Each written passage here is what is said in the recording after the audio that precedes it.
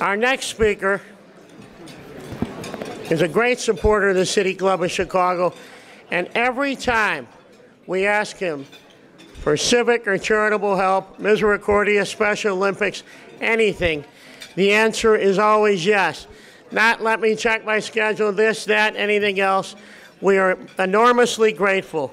Please welcome the mayor of all of Chicago, the most American of American cities, Mayor Rahm Emanuel. Your Honor.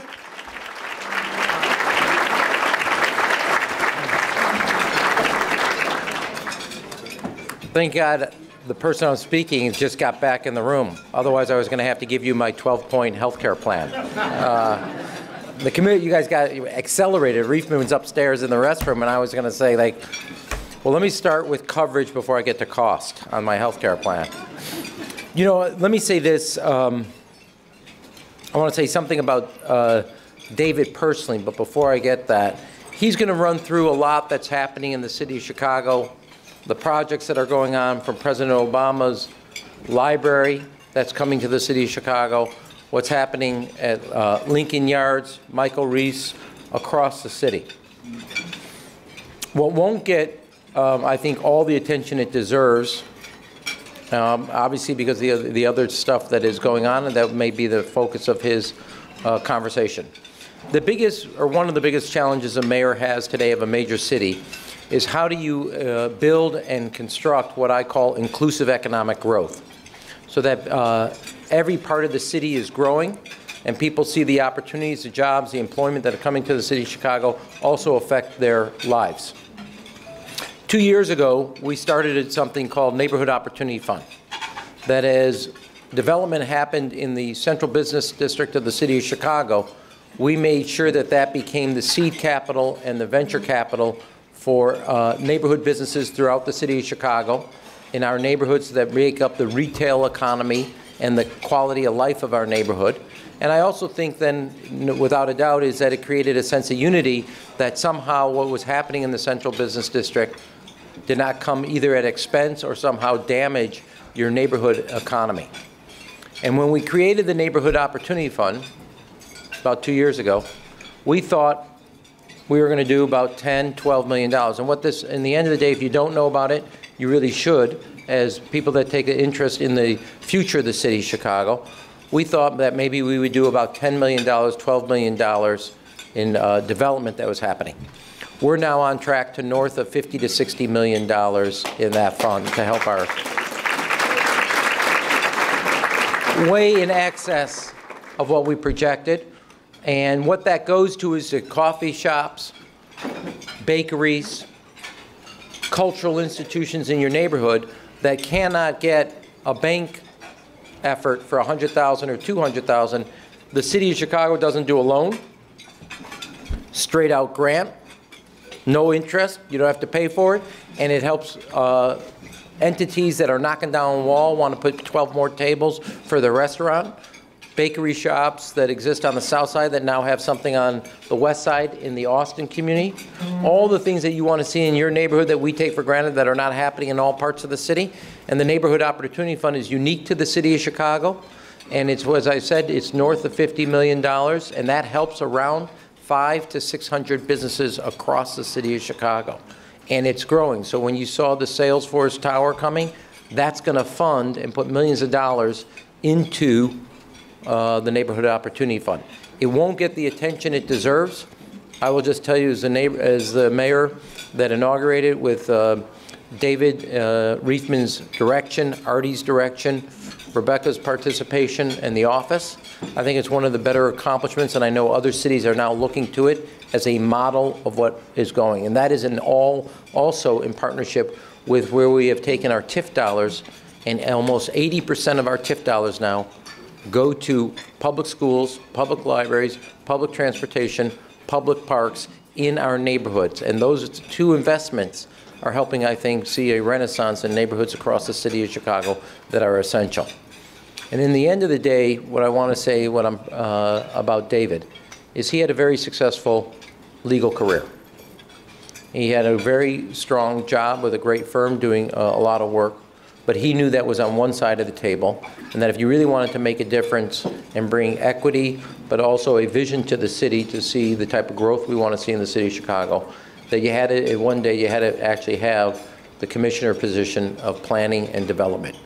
And to take that to a level, and I was proud when I asked him to do public service, that you could always do what you're doing in the private sector, but this is a unique opportunity and a unique moment in the city, given that the type of growth that we're having. I don't know if you know this, but the city of Chicago is experiencing not only the highest employment on record, the lowest unemployment on record, the biggest drop of unemployment of the 10 largest cities last year here in the city of Chicago.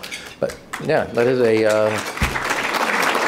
and the goal is to make sure, and I say this, is that whether a child has a perspective on the city, and when you think about our central business district, in many ways it's the image of the city to itself and the image of our city to the world.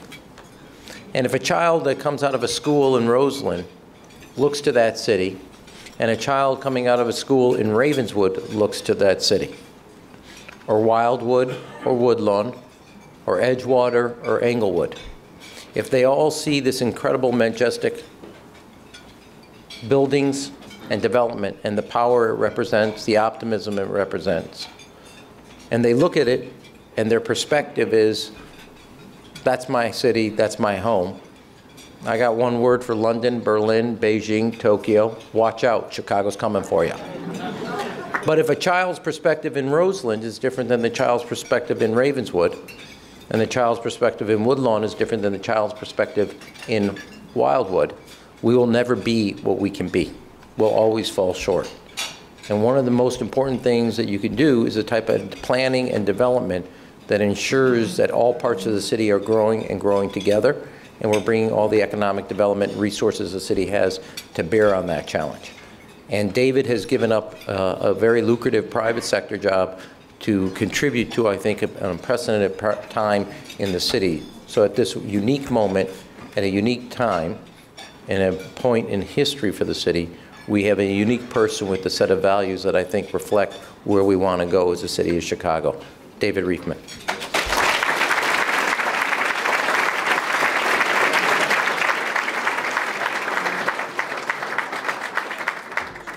Thank you. Well, thank you very much, Mayor and Jay and everyone else. Thank you for having me here today, and I'm pleased to be back here. And just a couple quick things before I get into it. I was here about a year and a half ago, and I was told that I spoke very quickly and for a very long time. I didn't notice. So I worked really hard to try to get this talk down to about 30 minutes. I thought I'd keep it breezy and speak slowly. And I'm really sorry to report that I just can't do it. I have a lot to say, and I have a lot to say fast, so I apologize in advance. Second, and most importantly, I want to recognize some of the people in the room, the people from the Department of Planning and Development, from the Mayor's Office staff, from the Department of Transportation, from our law department. Everyone here today, everything I'm talking about is really a collective team effort, and I want to thank and acknowledge their hard, committed work. So if those people could quickly stand, Mayor's Office, DPD, CDOT, all the law, anyone who's here, just quickly acknowledge them.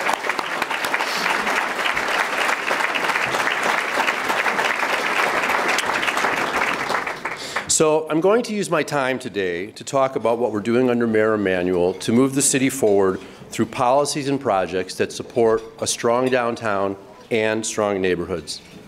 Our approach is driven by equitable development policies that help ensure that all of Chicago benefits from the public and private commitments that have created more than 125,000 jobs and billions of dollars of new investment since the mayor began his second term.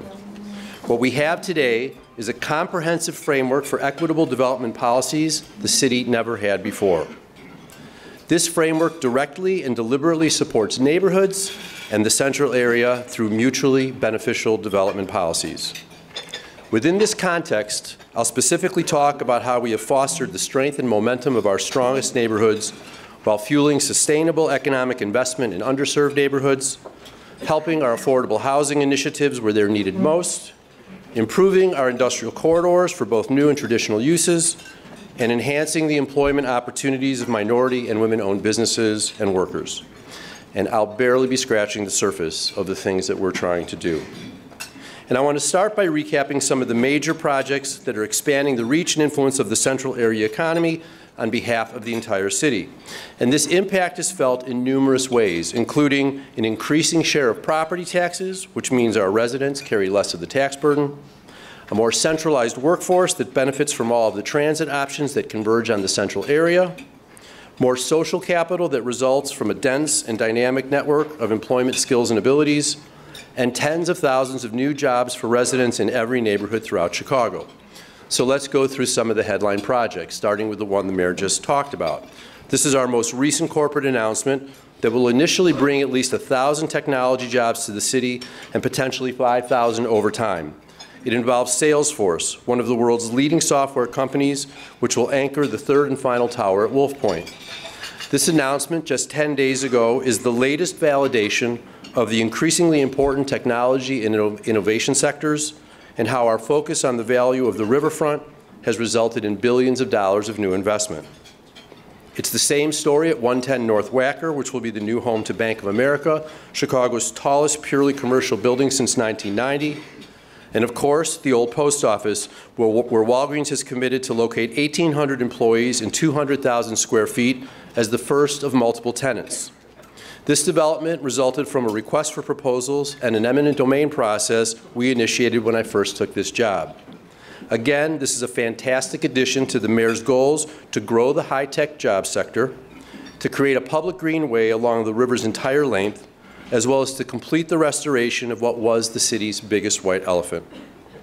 At Union Station, a new 50-story office building by Riverside and Amtrak is part of a $1 billion redevelopment that will modernize the city's busiest transit hub and add 400 hotel rooms to the upper floors of the historic head house. It also involves 1.5 acres of parkland and nearly 3,000 construction jobs. Now, I cannot overstate the importance of projects like Salesforce, Walgreens, Bank of America, McDonald's, and so many others to enhance Chicago's position as a global city and its ability to attract top talent and capital investment. And our current success is a testament to the mayor's relentless focus, hands-on commitment, and his ability to close.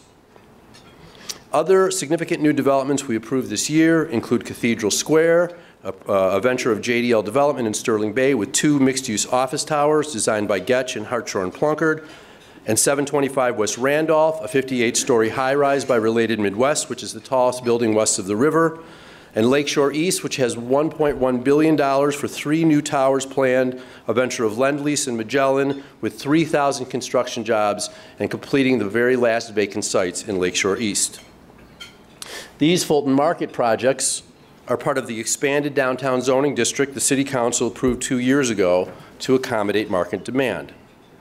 It's critical to Chicago's future that we maintain and continue to capture this growth, not just to support the strength of the downtown market, but to provide valuable resources for the rest of the city. And a key tool to accomplish this, as the mayor talked about, is through our revamped downtown bonus system, which enables increased floor area for voluntary payments that are allocated towards specific neighborhood funds. 80% for the Neighborhood Opportunity Fund, 10% for citywide Adopt a Landmark funds, and 10% for infrastructure in the local area of the project. This approach is a key pillar in our planning for neighborhood development while allowing significant density and growth that Chicago needs to thrive.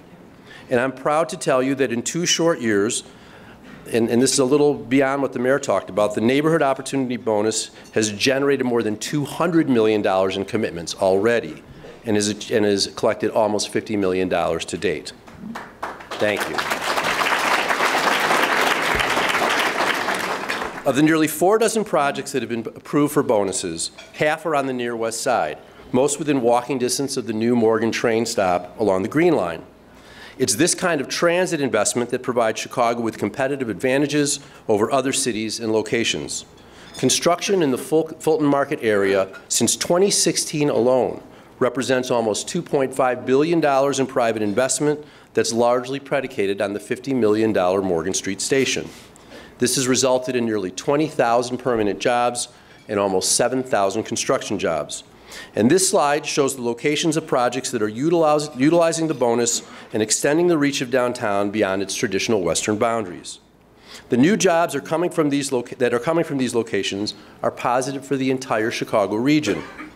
Access to jobs from neighborhoods is as important as job creation within neighborhoods, and all of our improvements to the Red Line North and South, as well as the infill stations along the Green Line, such as the new station at Lake and Damon, are enabling more and more people to access local employment options. With nearly 600,000 jobs downtown, more than half are filled by Chicago residents. Now, with all this in mind, let's shift and talk about how we're leveraging downtown strength and growth to create equitable resources in numerous ways. And I want to begin this discussion with the executive order the mayor issued last year that requires the city's largest private construction projects to include minority and women-owned businesses and workers. Today, there is a general consensus that 7% of Chicago's trades are represented by African Americans, 25% by Latinos, and 1% by women. These stats do not reflect the reality of our racial and gender composition. To correct that, the executive order requires for the first time that the city's largest private construction projects seek 26% minority firm participation and 6% women-owned firm participation. That's about 35,000 construction jobs pending from the last year's worth of approvals alone. And this represents an unprecedented opportunity to institutionalize the equitable allocation of resources. To help build capacity for minority and women-owned firms to meet the objectives of the executive order, Julia Stash and the MacArthur Foundation have been convening a Chicago Construction Opportunity Group that specifically is tasked to help more MWBE businesses and workforce gain access to the industry. This effort is led by Lori Healy and Terry Peterson, with the participation of Chicago's largest and most prominent developers and all of the prominent trade organizations. As these projects continue to develop, so will the capacity of local MWBE firms and workforce, which means the people who are actually building the central area truly represent the people who live in our neighborhoods.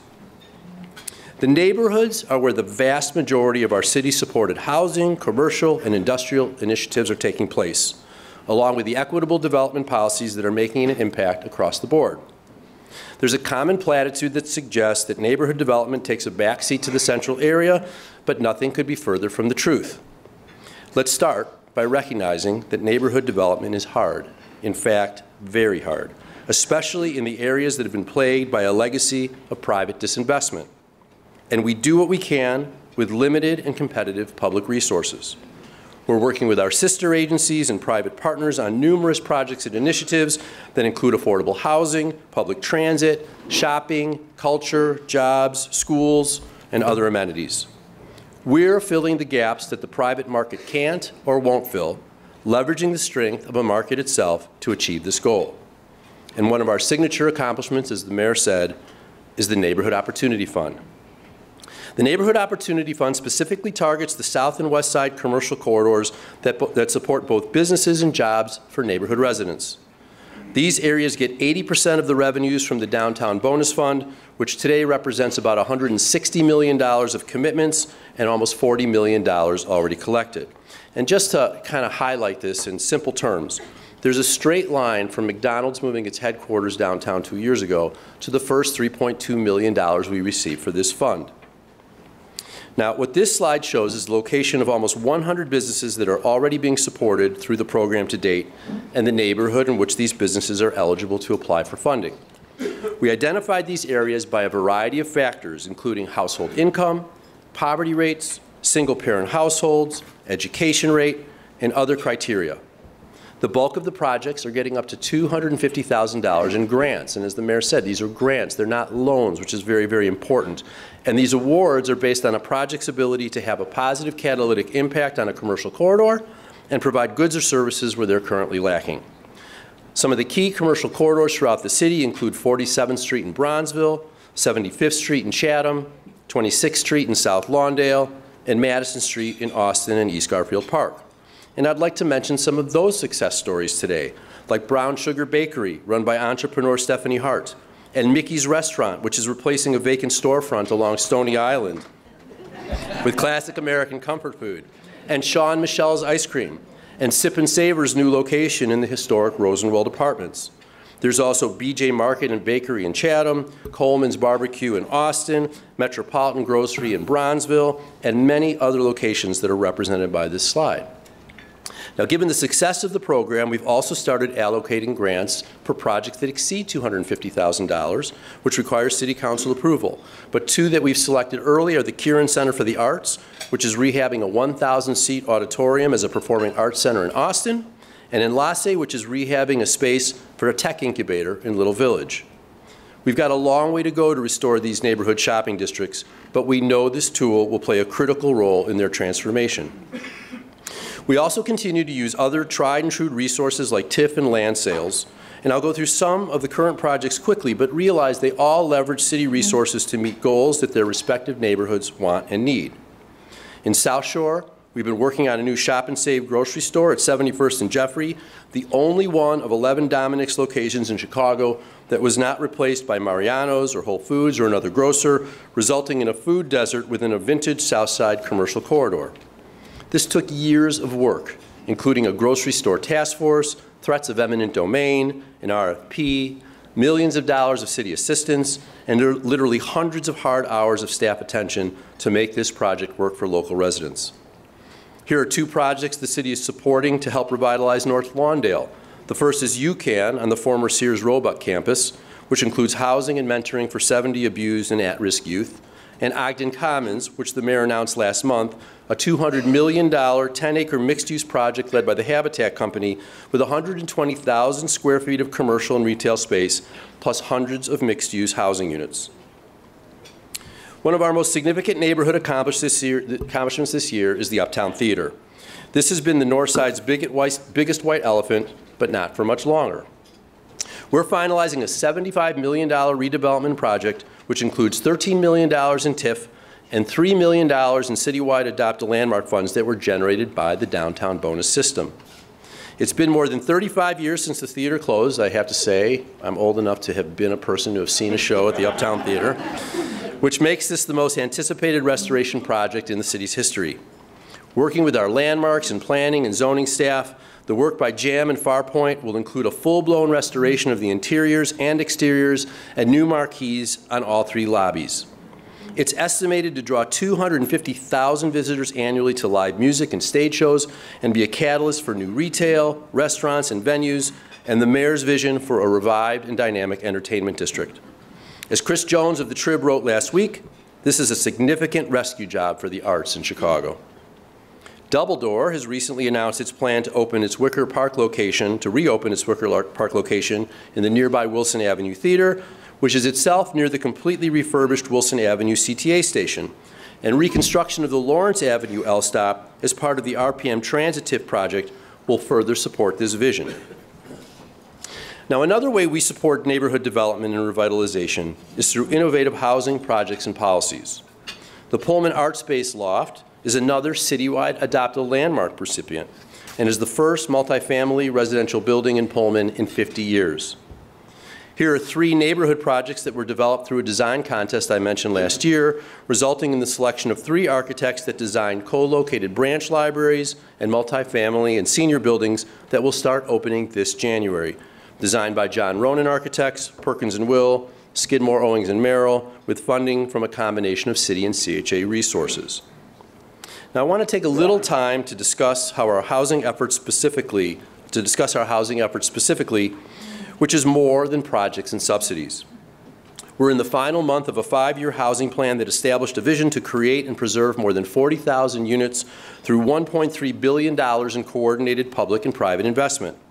And we're about to launch a new 5-year plan, which is a collaborative effort to develop the city's housing, investment, and policy priorities for 2019 through 2023, which is going to City Council on Wednesday. This plan is also more than goals and strategies. It's a $1.4 billion vision to support 40,000 housing units that meet the needs of our residents. The mayor summarizes the essence of the plan in 3 words: development without displacement. The framework for the years 2019 to 2023 results from an inclusive 7-month planning process that involved the assistance of approximately 120 housing professionals, more than twice as many as participated in the last 5-year plan. This will be the 6th plan the city has done, and core priorities include the recognition that the city's housing markets require different types of resources. There are lower cost markets, there are moderate cost markets, there are high cost markets, and each has its own needs for city assistance, whether it involves access to affordable rental stock, home ownership opportunities, support for people with special needs, and tools to ensure the resilience of working families threatened by private investment. Part of the planning process included a recommendation to start a new housing department, which will be formed effective January 1st, using DPD's Housing Bureau as the core component.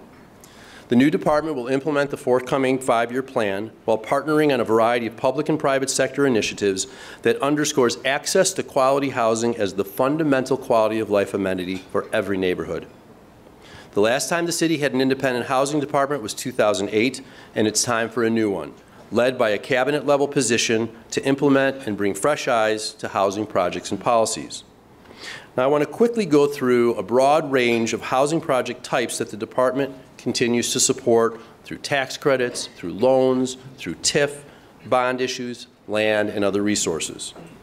The Pennycuff Apartments are being developed by the nonprofit Metropolitan Housing Development Corporation on Milwaukee Avenue, which will include 41 affordable apartments and 47 CHA project-based units.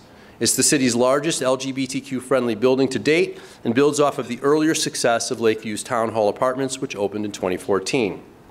La Casa Norte is being developed on North Avenue in Humboldt Park, which will have 25 units targeted to homeless, near homeless, or disabled individuals, and will include healthcare and wellness resources. And city support includes TIF and loans.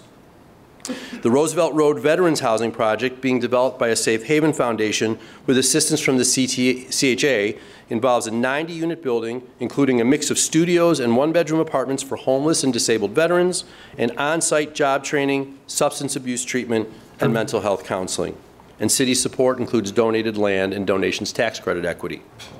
Here are the Carly and Mark Twain SROs on Chicago's near north side, which are prime examples of the success of the mayor's SRO initiative, which is preserving these and other buildings as the housing of last resort throughout Chicago.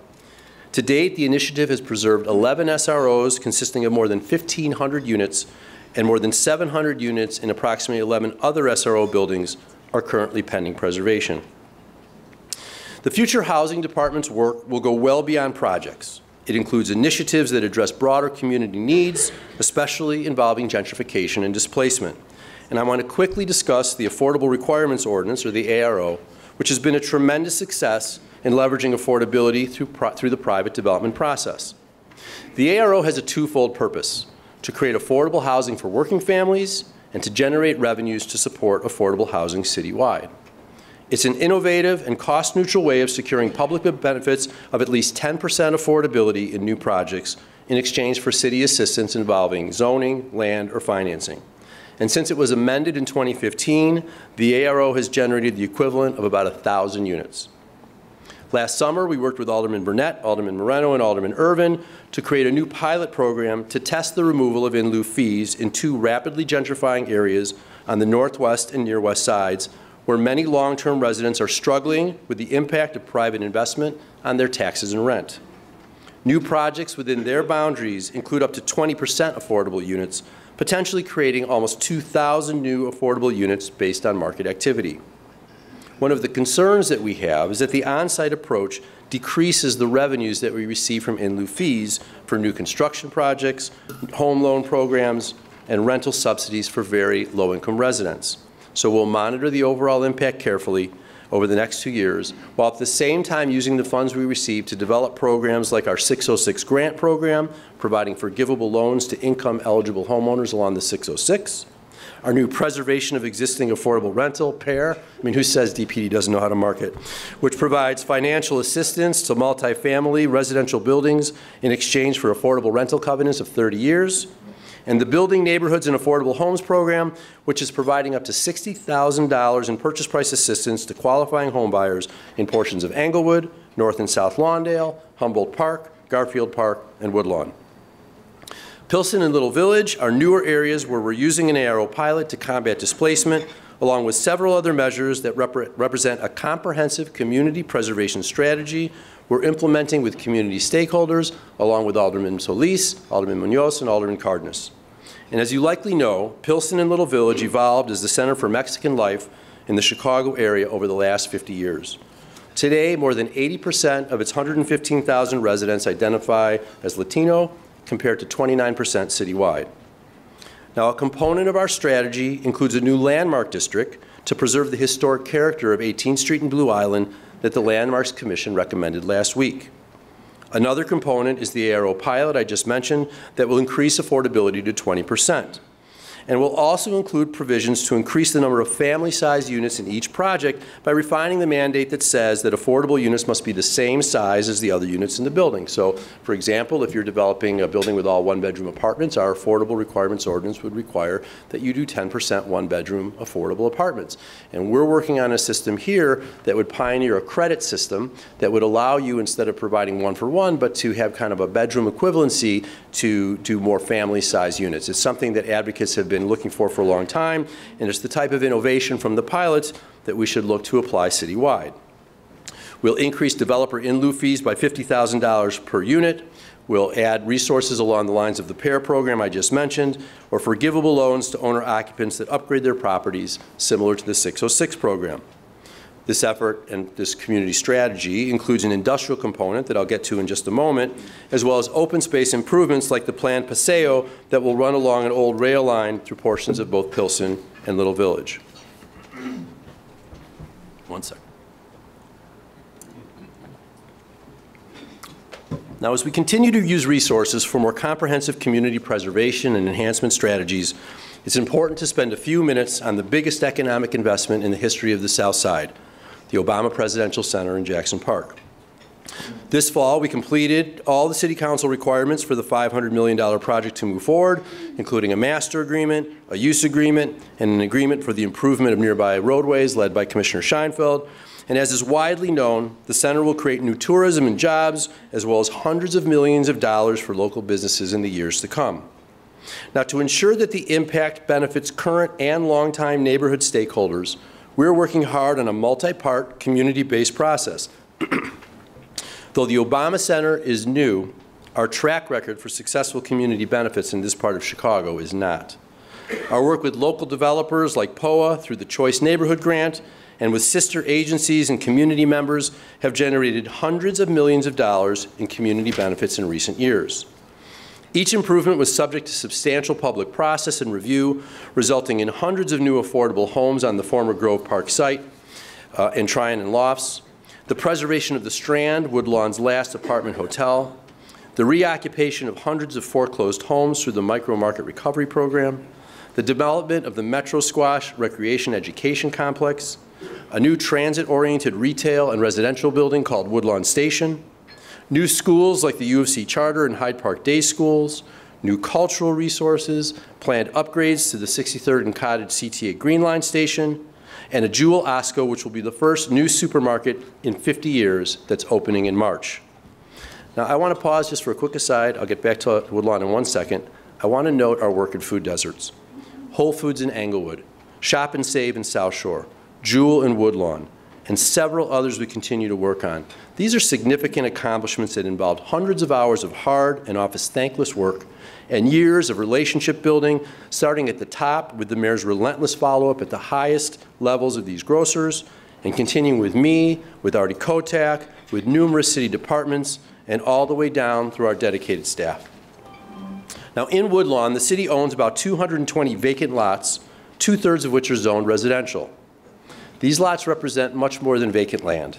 They provide opportunities to create amenities and wealth for existing residents, workers, and businesses. They'll also be key tools to address concerns about affordability and displacement and a relative lack of middle-class demographics. Their redevelopment will move forward through a community engagement process that will determine how they can best serve neighborhood needs, whether for mixed-income housing, new retail, community facilities, and other uses. And these initiatives will have layered resources that could include rental and homebuyer assistance, transit-oriented development incentives, neighborhood opportunity funding, TIF, tax credits, loans, grants, and other resources that can have a catalytic impact on achieving neighborhood goals. The community-based approach includes collaborations with numerous local stakeholders that will help implement and coordinate inclusive development activity not only in Woodlawn, but also in South Shore and in Washington Park, which is also beginning to experience similar benefits that we're preparing for now through select community improvements involving affordable housing, transit, industry, and the arts, which in and of itself has a significant role in revitalizing neighborhoods. The Clio Art Residences at 55th and Michigan are 58 units for artists and families and 5,000 square feet of retail and artist studio space on the ground floor. The Garfield Gateway Initiative involves $50 million of CTA improvements, which will enhance customer amenities and install public art, as well as streetscape.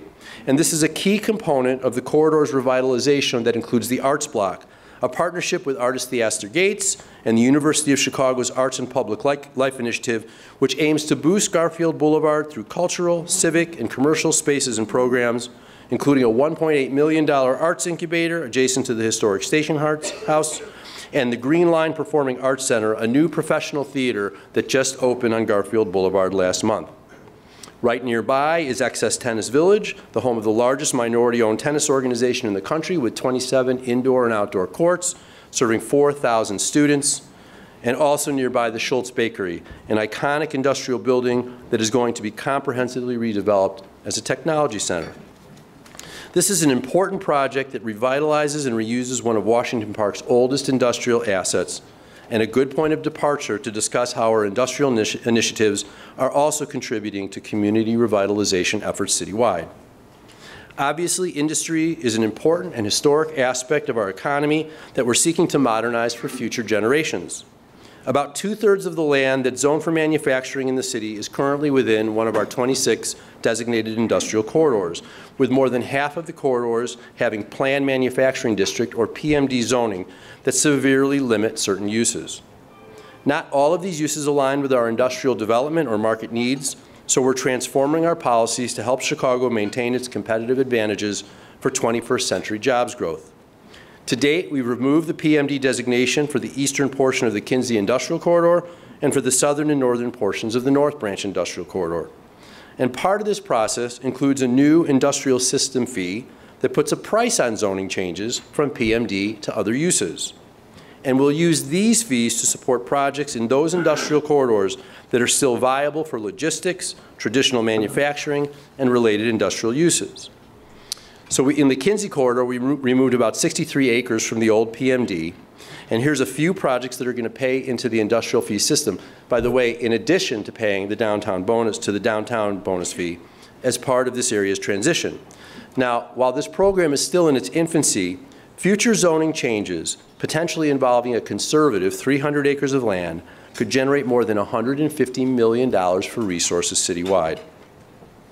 And a type of use the fees could support is the brand new hatchery complex that the mayor opened last week on the west side at Lake and Kedzie in East Garfield Park.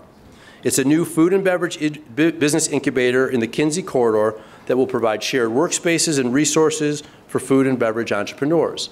This is a $35 million project, which is a partnership between local nonprofits, Acción Chicago, ICNC, and IFF, along with two corporate partners, the Kellogg Company and ConAgra Brands, which is supporting the project in conjunction with its headquarters relocation to Chicago. Rick Bayless will be leading a chef training program, and it will create 150 jobs in the first year, which will further strengthen Chicago's food and beverage industry, which is currently second in the country with 4,500 companies, 130,000 employees, and $32 billion in sales. This is a project that Hilco is developing in the Little Village Industrial Corridor. And the review and approval of this project was part of our industrial modernization process, where a primary emphasis is creating environmentally sustainable head-of-household jobs for the community. It's on the site of the former Crawford Power Plant that the mayor convinced ComEd to close in 2012. This will be a $100 million distribution center with 180 head-of-household jobs and 350 construction jobs. Extensive open space and landscaping that includes more than 600 trees, right on the river, infrastructure for electric trucks and cars, solar panels, traffic signal improvements, and other enhancement. And it leverages the transportation advantages of this area along I-55, not unlike the new Federal Express distribution center that opened in Pilsen in 2017. Our industrial efforts are also bearing fruit on the far south side, where Gotham Greens is building its second greenhouse in the Pullman Industrial Corridor, in addition to the one on top of the new Methods product plant, not even so new anymore, a couple years, Methods product plant, which will employ 60 more people. And that is near the new Whole Foods Distribution Center, which serves 70 Whole Foods grocery stores in the Midwest and Ontario with 150 jobs. Here's one of our South Side mega projects that is helping to revitalize a former steel mill site in the Calumet Industrial Corridor. Developed by North Point on 196 acres, it's a $165 million transportation and distribution project with 2.2 million square feet of logistics space and more than 1,200 permanent and temporary jobs. We're creating a new TIF district to support environmental remediation and reconstruction of Burley Avenue, among other things. Now, it's worth noting that we included a portion of the site as part of the new federal Opportunity Zone legislation, which is getting some attention for its potential impact on underinvested neighborhoods across the state and the entire country. So let's take a brief look at this program and how it could impact our neighborhood strategies. And generally, it's based on a tax incentive for capital gains investments in a designated zone, and the longer the gains remain invested, the more they can be written off. Now, we've been preparing for the program and refined where they make the most sense for Chicago. And we only had a limited number of census tracts we could designate, 135, which represents only 25% of the otherwise eligible tracts in Chicago. So we went beyond federal baseline requirements and added additional criteria to refine our zones to make these really the places that would need the investment the most. Places with unemployment of more than 20%, median family income of less than $38,000, and a poverty rate of 30% or more. We also worked with local aldermen and considered what areas had the most investment potential. Our eligible zones are home to almost 1 million people, so we want to leverage this resource to the greatest extent possible. But it's still too early to predict the impact because of a continuing lack of federal guidance and because fundamental market issues remain. Will these designations make previously uneconomic projects viable, resulting in significant investment in underserved areas? Or will they only make planned and existing projects in gentrifying areas more profitable? The true effectiveness of the program remains a big open question, and we are hopeful it will achieve positive results. But meanwhile, we'll continue to advance our most important priorities for the entire city's economic growth. The last topic I want to address involves some of the other key projects that are revitalizing neighborhoods and what today constitutes some of the most important priorities to support the city's economic growth, what I informally call the mega projects. Now, these major development opportunities include the 62 acres at Roosevelt and Clark, known as the 78. There's the Tribune site on the North Branch and known as the River District. The property around the former Finkel plant and also on the North Branch known as Lincoln Yards. The Michael Reese site on Lake Michigan in Bronzeville, the USX site on Lake Michigan at the mouth of the Calumet River, and the North Point site I just mentioned. Each of these sites is largely vacant, and each has been held back for decades due to declining industrial demand, outdated zoning, lack of infrastructure, significant physical impediments, environmental contamination, poor access, and so on. Each one is at a different stage of development, but each one continues to progress. All of the sites require playing the long game over multiple cycles with 5, 10, 15, and 20-year milestones. Collectively, they represent tremendous opportunities for new investment, jobs, and taxes that will benefit the entire city, and an amazing competitive advantage for Chicago, and one of the main reasons we were able to effectively compete for the Amazon bid. Now, though we lost Amazon, the process was a catalyst to move these sites forward with nearly $20 billion in planned private investments that will generate tens of thousands of permanent and temporary jobs, including a substantial MWBE component, tens of millions of dollars of financial resources for neighborhood business corridors through the Neighborhood Opportunity Fund and the Industrial Corridor System Fee, thousands of affordable housing through the ARO, hundreds of millions of dollars in new taxes, and other benefits that will make our economy more sustainable, resilient, and equitable. All the equitable development policies I've been describing are coalescing around the megasites. And our dilemma is how to pay for the significant infrastructure costs without the ability to rely on federal or state resources, without raising taxes, and without creating risk for the city. Part of the answer, of course, is that the developers of these sites will shoulder their fair share of development costs, as we require in all planned developments, both large and small. But many of the improvements go to regional needs, or address both existing problems while accommodating new impacts, or are necessary to truly maximize the full public benefits potential these developments offer that narrow market factors alone would not justify. And to achieve these broader goals, we're proposing the creation of several new and enhanced TIF districts. Under Mayor Emanuel, TIF has been used primarily and transparently for infrastructure and public improvements, which is consistent with his philosophy to invest in ways that make Chicago attractive and competitive for companies, not to provide incentives to companies. Despite the facts, misinformation and confusion about TIF remains widespread, so let's be clear about several things. First, TIF does not take money from the school system. Rather, CPS revenues, it's true, CPS revenues are limited by statutory tax caps. In fact, TIF has helped our public schools through direct construction financing, surplus distributions, and finally tax levy increases outside of the cap when the districts expire or terminate. None of these sites generate any taxes today. They are nominal, their taxes, and they'll never generate taxes or benefit the public without significant investments in infrastructure. Each district will provide funds according to the very specific guiding principles that define the program under Mayor Emanuel. First and foremost, TIF funds will be primarily used for infrastructure like public roads, bridges, transit facilities, and other public improvements. And CDOT and our other city agencies will also continue to pursue available federal and state resources just as they do today. In and of themselves, these improvements will generate thousands of construction jobs while also accommodating the impact of the growth they will make possible. Beyond that, funds could be used for affordable housing and environmental remediation. Funds will not be used to support private economic development projects that could move forward without public assistance. This use of TIF is not a giveaway. It's an investment that could open up 10 times the total cost in direct spending. Put in perspective, if $1.5 billion of public improvements generate more than $15 billion in new private sector spending, there's no denying the positive outcomes for the city. And if the project it is the project developers who will bear the risk of the public improvement costs if that level of new private sector spending does not materialize. These mega sites are generating virtually no taxes and no investment. So every tax dollar a project generates will be brand new and will not detract from existing obligations or already dedicated tax dollars. So let's quickly go through the main sites, starting with the 78.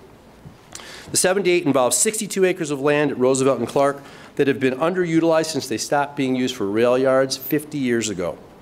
Here's an overhead of what it looks like today, and it's an island with virtually no value to adjacent neighborhoods or the city itself. Last month, the Plan Commission approved a $7 billion redevelopment plan for this site, which includes the relocation of existing metro tracks to allow the integration of land along Clark Street, the current construction of a new roadway known as the Wells-Wentworth Connector between the South Loop and Chinatown, a planning goal that dates to the 60s, and a new Red Line CTA station that will provide direct access to the city's public transit system for the first time, including the $5 billion of new Red and Purple Line improvements that are completed, planned, or underway from the far north side to the far south side. The site will include approximately 13 million square feet of planned office, retail, residential, and hotel construction, along with 11 acres of publicly accessible trails, parks, and open spaces that will connect to the Riverwalk system north and south of the site.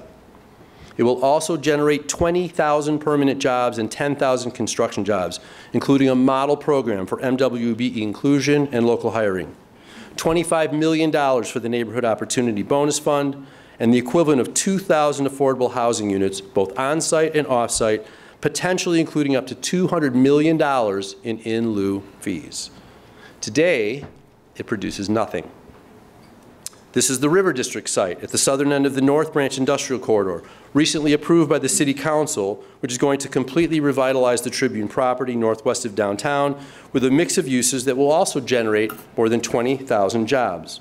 It's a $3.2 billion investment along the river at Grand Avenue and north of Grand Avenue that will also create about 4,400 residential units, including nearly 900 affordable units in the Near North ARO pilot program. It will also generate $15 million in industrial modernization fees, $67 million in neighborhood opportunity bonus funds, and more than 10,000 construction jobs, including for minority and women-owned businesses. Today, it produces virtually nothing. Lincoln Yards is another multi-billion-dollar project that will move forward within the context of the North Branch Framework Plan adopted by the Plan Commission last year, also generating up to 20,000 permanent jobs. Sterling Bay will front-fund much of the critical infrastructure projects identified in the plan to address both current problems and future needs and be reimbursed by the increment it generates.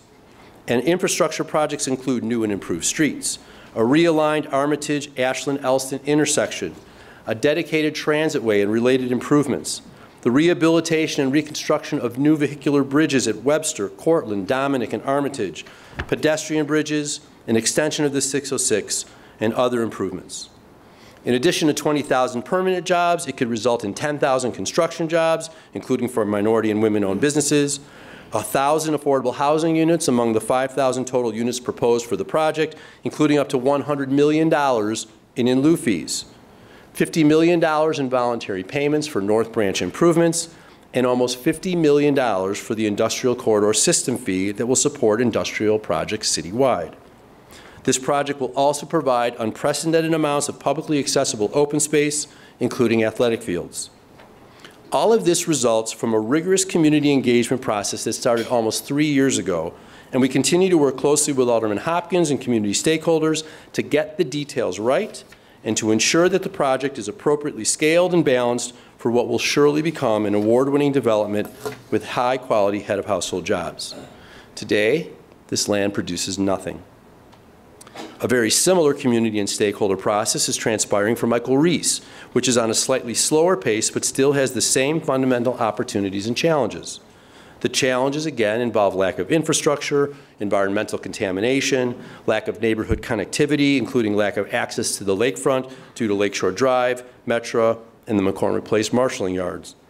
The opportunities include a phenomenal location for high-tech jobs and neighborhood amenities that will directly connect a currently inaccessible section of Bronzeville to the near south side, to downtown, to the Obama Center, and the lakefront. We have an experienced development team known as GRIT and substantial nearby investment. We are working with the aldermen and community stakeholders to try to get a deal structure in place for this project by the end of the term as well. And similar issues must be addressed at the 425-acre USX site on the South Chicago lakefront, which is clearly the largest megasite and the hardest megasite, and will never achieve its amazing potential without critical infrastructure and investments and public support. Today, these sites produce nothing. So in conclusion, let's take a look, seriously, I'm almost done. Let's take a look at the big picture. We are experiencing a very dynamic time for Chicago with unprecedented public and private growth and investment, including $9 billion of investment in O'Hare, $2 billion of investment by our top universities, $5 billion of investment in CTA infrastructure, $20 billion of investment in the megasites, and many other new developments which are currently underway. We've put pioneering initiatives in place to support every part of the city and to positively impact the lives of millions of people. In fact, I would assert that the programs, initiatives, and strategies we've developed under Mayor Emanuel together constitute, in realistic, viable, and sustainable terms, the most progressive development agenda Chicago has ever had, and ranks right up there with the most effective and forward-thinking progressive development agendas amongst big cities in the United States today. That being said, however, there is still a lot of work to do. No one is satisfied. The mayor isn't satisfied. But the Emanuel administration will leave a lasting legacy of strong economic fundamentals and sustainable growth, significant progress in reversing decades-long disinvestment trends in many neighborhoods, and the creation, expansion, and enhancement of inclusionary tools to address both growth and equity to help meet our challenges going forward. I want to thank you for listening, and I hope you leave here today as optimistic about the prospects for our great city as I am. Thank you.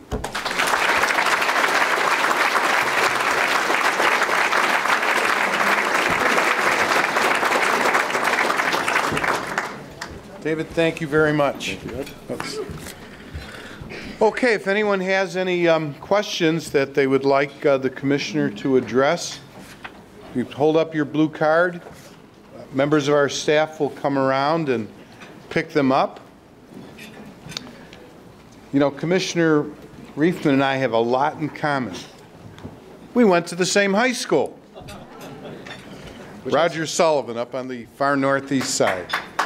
Oh, we may have another. Oh, that's right. It's in your ward, Joe. By the way, Roger Sullivan was the chairman of the Cook County Democratic Party in the first 2 decades of the 20th century. Okay. So, the first question is from City Club Speaker, one of our strong supporters, the CEO of the Illinois Medical District, Dr. Suzette McKinney. Suzette, where are you? Right over there. Thank you. Her question is, how concerned are you about the maintenance of catalytic programs like the Neighborhood Opportunity Fund in a changing administration? Or to put it another way, what happens after April? Well, I would say this. You know, we have created a resource that will help neighborhood development. Everybody in our city is focused on the issue of neighborhood development. Our mayor currently, you know, the next administration will also need it. And I think we've created a tool that will survive multiple real estate cycles, has achieved commitments for long-term implementation. And, you know, when we did this program, you know, the mayor said, you know, don't make this everything, pick a target and hit the target. And I think as long as you know, future administrations kind of try to stick within that and keep that resource for neighborhood economic development, I think, you know, we can trust our residents with who they vote for and our representatives to successfully carry this forward in the future. So I would say I'm not really concerned, and I think we've left a tool for people to use in a very productive way. Okay, thank you. This is from Ken Walden, who's the managing attorney with Access Living. The question is, do you support lifting the ban on rent controls?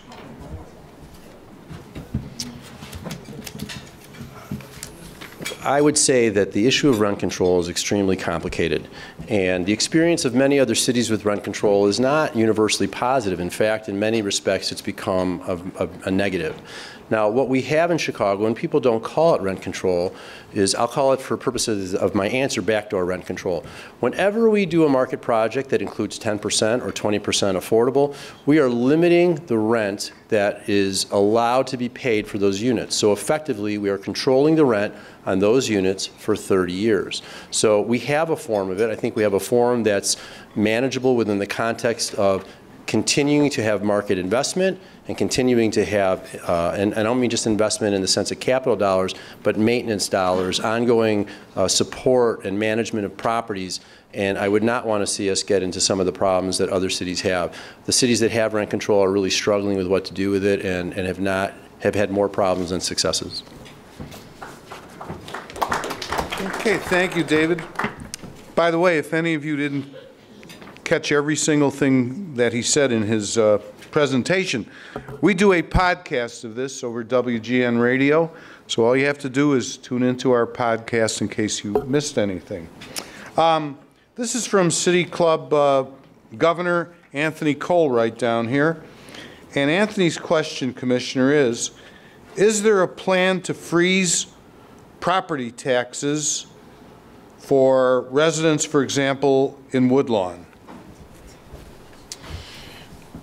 So the issue of property tax freezes has to be addressed by the state legislature. It's not something that we can do in and of ourselves. And I think we have to really look at the issue of property tax freezes across multiple communities. Now, there's been a lot of discussion about the property tax freeze in Woodlawn, but it would, it has impacts across the board, so it has to be addressed very carefully. In Cook County, over a period of years, we've seen property tax the property tax classification for residential go from 33% to 26% to 16%, depending on multifamily. And now all residential is taxed at 10%. We also have tools like the Chicago Community Land Trust for certain types of units that are donated that allow us to freeze taxes for certain groups. So the answer is certainly we want to address in multiple ways the burdens that certain parts of our population and our residents feel.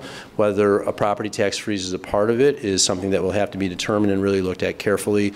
It's certainly a discussion topic, but I don't think there's any resolution of this yet. Okay. Thank you. This is from Jack Levin. Jack, where are you?